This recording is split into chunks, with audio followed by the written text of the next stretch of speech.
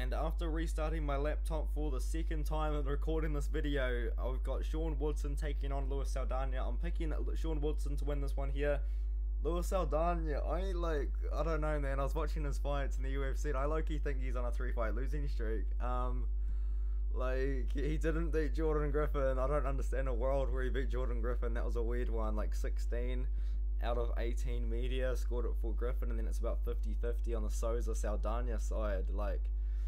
I think Souza won the fight, low-key. Oh man, yeah, I'm picking Sean Woodson. I think he should win this one here. He's a good boxer. That's kind of what he brings to the table, is a lot of boxing. Luis Saldana is a good kickboxer. He's got a lot of kicks as well, and he does have grappling in the back pocket as well. Fun fact, I always come with the fun facts. I've got one about Luis Saldana. He's got 9 fingers. He's missing one of his fingers. I'm not too sure which hands it was on, but I believe he lost it as a child, and it hasn't affected his MMA career too much. It doesn't seem that he came into UFC off a win over Vince Murdoch by KO, which has aged terribly since Vince Murdoch recently lost to a guy that was like 2-7 after getting knocked down and then submitted. There's a YouTube video on it. It's mad. It's actually crazy. Vince Murdoch had one of the craziest fall from graces ever.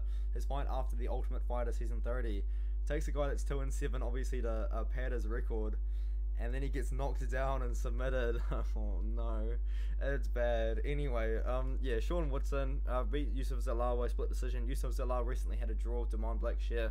I thought it was a draw. I think that's actually a pretty fair scorecard in the Blackshear fight. And then he knocked out Colin Anglin. He looked really good in that fight, but that is Colin Anglin, who I don't believe is in the UFC anymore, and has since gone on to lose a fight outside of the UFC as well, I believe.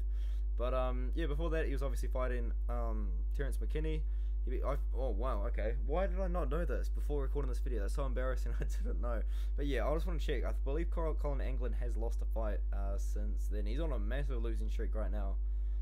Yeah, he's lost 2 fights out of the UFC. That's crazy. Anyway, I'm picking Sean Woodson to win. I think he's going to keep the fight on the feet.